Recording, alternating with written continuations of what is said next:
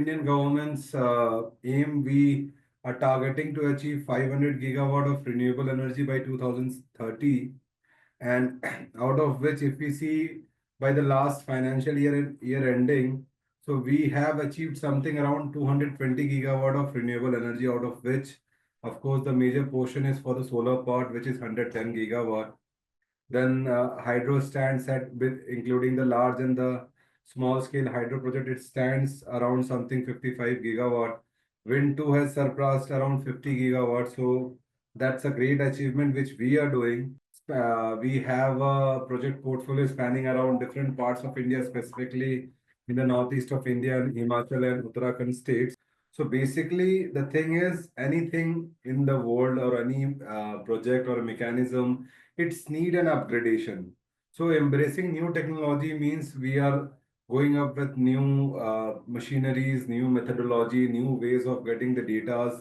So generally, what the embracing new technologies in hydro, it combines with two, three kind of point. The first point comes with digital transformation. Digital transformation, be it solar, be it wind or any other place, digital transformation is a very important part of any kind of energy project. The thing is, if we go back into the 90s and 80s, wherein most of the thing were manual, and then transforming into digital has given us a lot of scope, wherein we know about the operations, wherein we know about the machineries a lot. We get to know each and every detail, and that gives us a better way to prevent any kind of breakdowns or also to increase the efficiency of the projects. So basically, when I go with the digital transformations in hydro projects, so the thing is, digital transformation that gives us like data-driven operation kind of things, wherein we get like water data, wherein we get the flow data and all these data for the project, through which we try to optimize the project operation, and which gives us the best output for the running project. So in the like there are lots of like PLCs are being installed, different kind of tools and instruments are being used. Initially, like the water gates and everything being digitalized using solenoids and valves to operate through a PLC based or a control command based system is giving a very good like kind of upgradation to the older system, and this also is giving like a very good output. See, the thing is, you can compare, I can give you a comparison wherein we were having hydro projects in the earlier 90s whose efficiency or the PLF were in the range of 45 to 48%. And now with the digital transformation and bringing in new and higher technology, the PLF has got a bit higher and it has gone in the range of 60, 70. The newer projects which some of the projects which we are operating are currently operating at a PLF of 75% as well. So this actually digital transformation, use of newer technology is end of the day. The thing is what we require is an enhanced and an optimized energy efficient plant, which is helping a lot in this cause. So now the thing is the most important part of a hydro project is the turbine technology being used. So now with we are embracing new technologies, we are using different kind of turbines wherein we are using nowadays variable speed turbines, fish shaped turbines, then novel turbine designs are being used. So part or main constituent of a hydropower project wherein which ultimately gives the electricity generated. So like we are using like multiple kind of turbines at the moment. Initially for the like in the 80s and 90s, there were like just one or two kind of turbines which were being used, but embracing modern technologies, that is what that we are trying to upscale ourselves with the technologies which we have and upgrading it to get a better efficiency. So now in the turbine technology also we are having like variable speed turbines, because end of the day the turbines are all dependent on the flow of the water which is coming, and water, as we all know, is a very unpredictable kind of thing.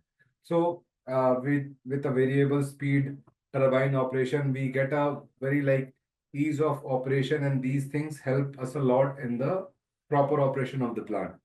Then there are fish shaped turbines, because hydro projects are always built upon a reservoir or on a running river or a source wherein water is there.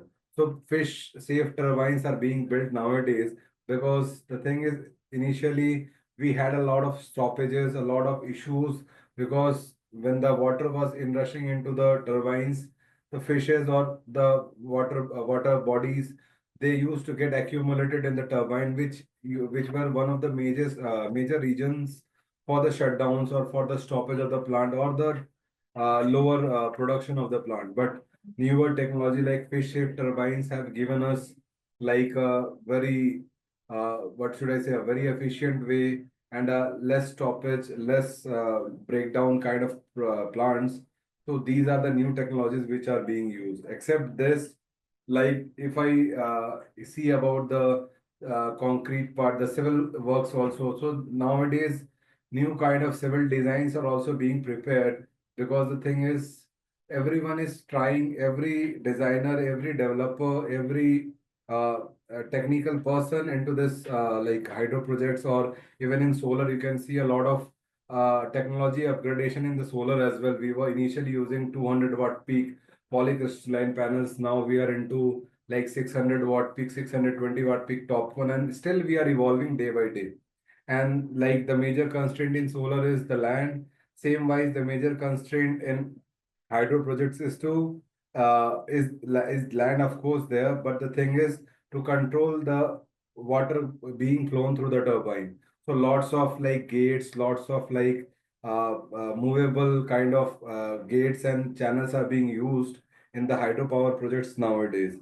And one of the best part of hydro projects, like our previous panelists were telling about the power, one of the best part of the hydropower project is that it is one of the most reliable power, because it's one of a kind of a renewable project sector which gives you a RTC kind of power, round the clock power.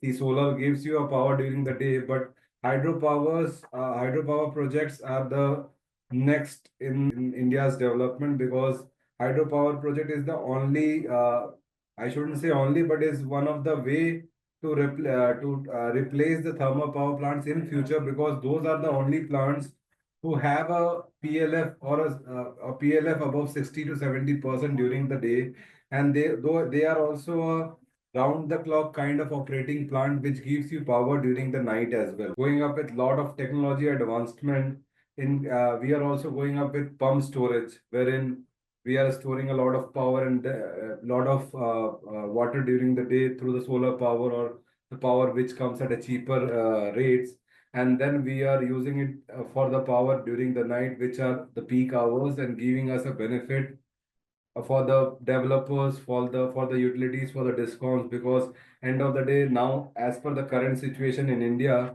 we are going in a phase wherein the day power is on a larger scale, and the night power, the peak hour powers are very lesser, wherein we are consuming more of thermal at that point of time.